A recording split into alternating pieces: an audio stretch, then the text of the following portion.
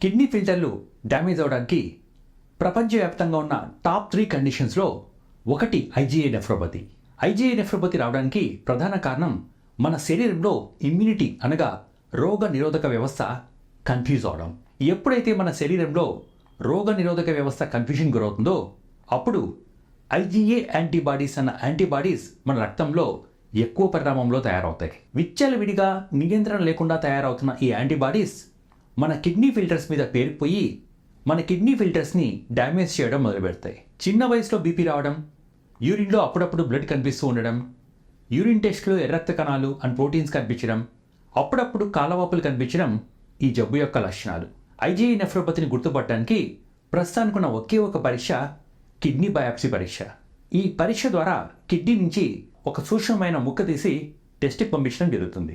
IGA nephropathy యొక్క treatment జబ్బు యొక్క స్టేజ్ని బట్టి మారుతూ